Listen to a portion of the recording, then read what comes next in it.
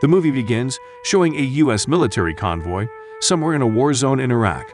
The main character, Sniper Chris Kyle, is perched on a rooftop, scoping out the path of a U.S. military convoy through his sniper rifle. He sees a man on a rooftop talking on a cell phone, and he appears to be watching the convoy, which Kyle reports it through his headset. He is told that if the man is reporting troop movement, he has the green light to shoot him, but Kyle is unsure. The man disappears from the rooftop, and a few moments later, a woman and a young boy appear in the doorway of the same building and walk toward the convoy. Kyle reports the woman and boy, noting that the woman is not swinging her arms as she walks and appears to be carrying something. He watches through the scope as the woman removes something from her cloak and hands it to the boy, and he realizes that it is a grenade. He again gets the green light to shoot, but his Marine guard warns him that he will be sent to prison for shooting a child if he's wrong. The film cuts to a young Chris hunting with his father, and he shoots and kills a deer. His father congratulates him on his excellent shot, telling him he has a gift. Chris happily approaches the deer, dropping his gun to the ground as he runs to it. His father reprimands him for treating his gun cavalierly. Over several scenes set in his childhood, we see young Chris, his younger brother Jeff, and his parents attend church, where he pockets a small, well-worn copy of the New Testament. There's also a scene of Jeff being beat up by a much larger kid on a playground. Chris runs up and pulls the bully off, beating him up. In the next scene, seated at the family's dinner table, Chris' father tells the boys that there are 3 kinds of people in the world: sheep, wolves, and sheepdogs.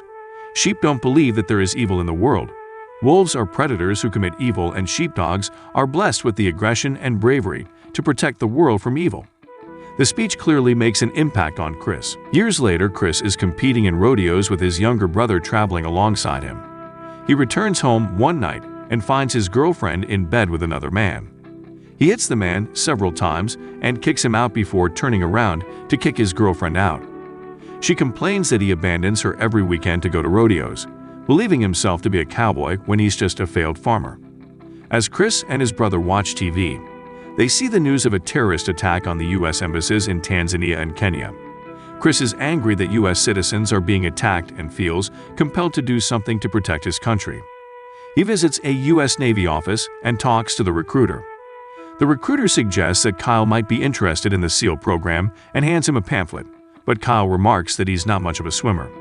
The recruiter takes the pamphlet out of his hand and says that it's not for most men, but Kyle retorts that he's not most men. Kyle goes through the rigorous training process, which includes being blasted with a powerful hose while exercising, laying down on the beach and letting the cold surf wash over him, as well as being verbally harassed by the officers who run training, mocking him for being too old to be a SEAL at the age of 30.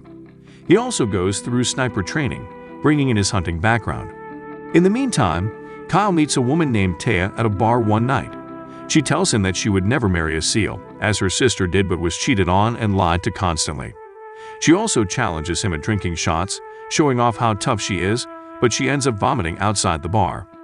Kyle is kind of her, holding her hair back and taking care of her.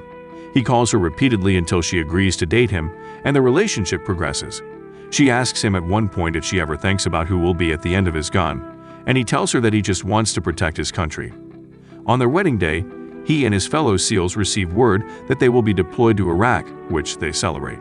The film cuts back to the opening scene and Kyle watches the woman hand the grenade off to the young boy. As the young boy starts running toward the convoy with the grenade in his hand, Kyle pulls the trigger and kills him. The woman starts wailing and running toward the boy, and Kyle watches her closely. The woman runs past the boy's body to grab the grenade he dropped and continue running at the convoy. She is about to fling the grenade at it when Kyle shoots her. The grenade falls short of the convoy and explodes, leaving the troops unharmed. Kyle returns to the base camp, where a fellow SEAL congratulates him on his first kill. Kyle doesn't appear to regret the killing, but admits that he didn't think this is what it would be like to protect his country. Kyle continues to provide overwatch for Marine units who are going door to door through an evacuated city, searching for an al-Qaeda leader named Zarqawi. They are told that any military-aged male who remained in the city should be considered a threat. Kyle successfully watches over the troops, shooting many would-be attackers who carry guns and bombs. Kyle is dedicated to his job, even urinating in his post to avoid abandoning his watch. After a particular watch, Kyle reports that he had 6 kills, which is more than all the other snipers combined in the same shift. His fellow troops begin calling him the legend. Also, a bounty has been placed on his head by Al-Qaeda. Kyle also hears of an Al-Qaeda sniper who won a gold medal for shooting in the Olympics called Mustafa, known for making nearly impossible shots. Several times throughout, Kyle talks to his pregnant wife on the phone, and she tries to get him to be honest and tell her about what he's going through. He resists, but they talk and laugh together. She complains that she has to put the crib together by herself, and they express how much they miss each other. She also tells Kyle that his younger brother has been deployed to Iraq as well. During another Overwatch, Kyle complains about being assigned to Overwatch as he wants to be on the ground with the troops going door to door. He believes his training makes him better equipped than the Marines doing the job, and he can't protect them on Overwatch once they're inside a building. He finally abandons his Overwatch post and joins the Marines on the ground who welcome the legend. As they go door to door, they find a home where the family has refused to evacuate. The man tells them that it is his home, and he will not abandon it. Kyle questions the man with the help of an interpreter, showing him a picture of Zarqawi and asks him if he knows who he is. The man says that Zarqawi's second-in-command is a man known as the Butcher. He can give Kyle information on the Butcher, but he wants $100,000 in return. Kyle promises to help him, and the man provides a name. Kyle has the name checked out, which turns out to be useful intelligence, so they prepare to bring the cash to the man. As the SEALs drive back to the man's home to bring him the money, Kyle calls Taya, who tells him that she has just learned their baby is a boy. Kyle is overjoyed when his vehicle is suddenly attacked, and he drops the phone while it is still connected. Taya listens in horror to gunfire and screaming, unsure of what is going on. Mustafa is shooting at the men, and Kyle tries to take him out, but is unable to do so, as he is pinned down by gunfire. The Butcher found out that the man gave up information to the troops, and he kills the man's young son with a handheld power drill. He also shoots the man and screams out a warning to anyone who cooperates with the U.S. military.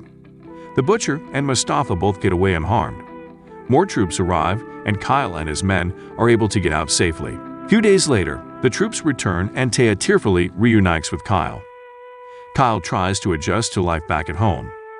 While at the obstetrician's office for a checkup, the doctor asks him how he's doing, to which he responds that he's fine.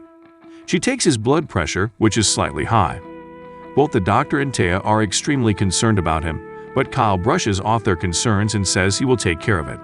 As they drive away, Taya tries to get him to open up, but Kyle just repeats that he's fine. Taya goes into labor, and they rush to the hospital where she gives birth to their son. Kyle redeploys for a second tour. After arriving in Iraq, Kyle sees his younger brother marching with his troop. Kyle cheerfully greets Jeff, who is about to be sent home and is much more battle-worn and conflicted. Jeff wearily walks away and tells Kyle, using the F word, to indicate how terrible a war zone is. In the search for the Butcher, Kyle leads a team of SEALs, including men he has served with for a long time, and they are clearly a close-knit group. One of his men, Mark, begins to express regret about the war, and Kyle reminds him that they are patriots serving their country and protecting their families. On one mission, the team gets intelligence that the Butcher may be hiding out in a particular building. The team breaks into a home across the street from the building, though the man that lives there with his family says that they have no knowledge of any terrorist activity. The SEALs watch the building from the home, realizing they will have a hard time getting in when the man tells them that it is a holiday and he wants to invite them to be guests at his table. The SEALs join them for a meal, eating and talking boisterously. The man reaches across the table to his son, and Kyle notices that his elbows are rubbed raw, which somehow tips him that the man might not be as innocent as he professed. He gets up under the pretense that he's going to the bathroom and searches the apartment until he finds a hidden compartment in the floor filled with guns and weapons. He returns to the dining table, taking the man into the other room and showing him what he has found. He tells the man that he will help the SEALs get into the building. At gunpoint, they force the man to knock on the door. The door opens to allow the man in, as he is clearly known to the people inside. When a sniper takes out the door opener, the man grabs the door opener's gun and tries to shoot at the SEALs who take him out. The SEALs enter the building, clearing room after room looking for the Butcher, who escapes through back tunnels. Next mission. In a casual conversation, another SEAL, Biggles, reveals that he's purchased an engagement ring locally to save money. The men tease him about the quality and possible blood origins, but Biggles laughs it off and says he will tell his girlfriend it's from Zales. In an ensuing battle, Biggles is shot in the face by Mustafa, and they rush him back to the base where he goes into surgery. The troops head back out immediately, burning to get revenge, and Mark is shot during the mission and presumably killed. Between deployments, Kyle continues to struggle to readjust to civilian life. Loud noises seem to startle him deeply. While at an auto body shop, a young Marine approaches Kyle and tells him that Kyle had saved his life once in years past. The Marine asks Kyle if he would go down to the VA sometime to talk with veterans. He also talks with Kyle's son, telling him that his father is a hero and allowed him to go home to his own daughter. Kyle is gracious, but feels uncomfortable with all the praise the young man gives him. Also, Taya gives birth to their second child, a daughter.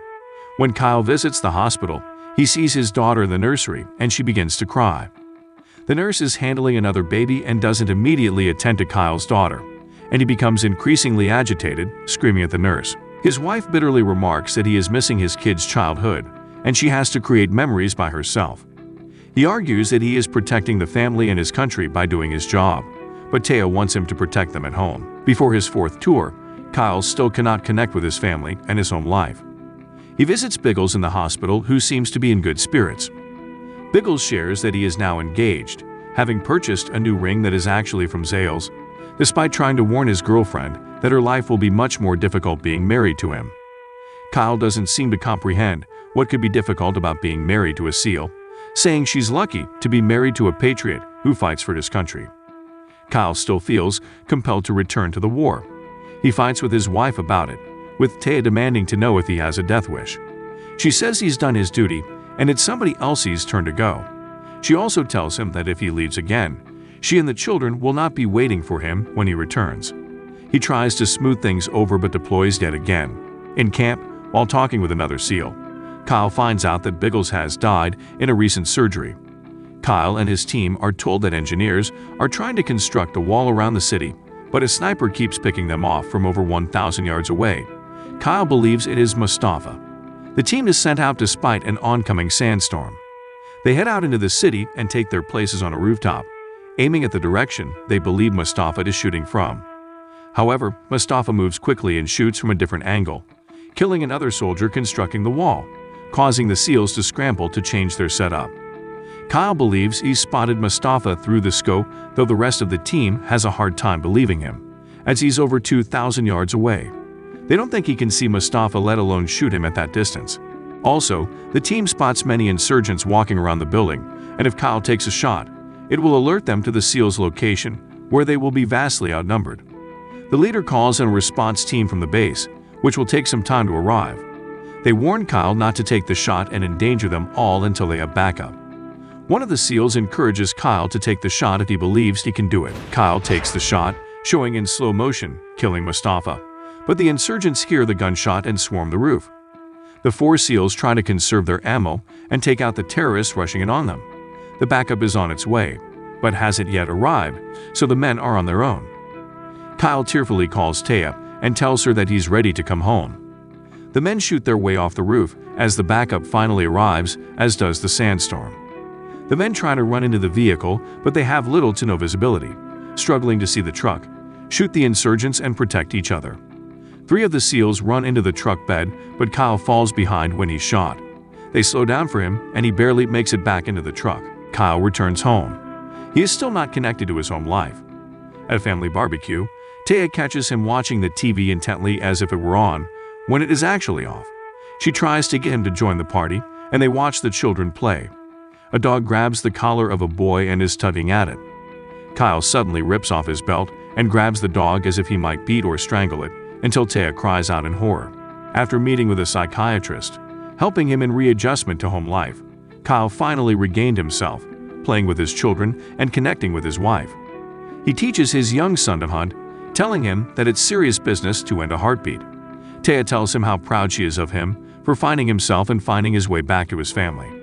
He tells her that a Marine's mom reached out to him, asking if he would help her son out, who's been struggling since his return.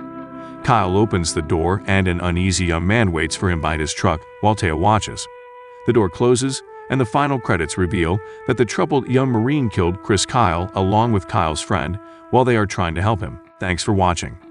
Please don't forget to subscribe and turn on the notification bell to get notice when a new video is uploaded.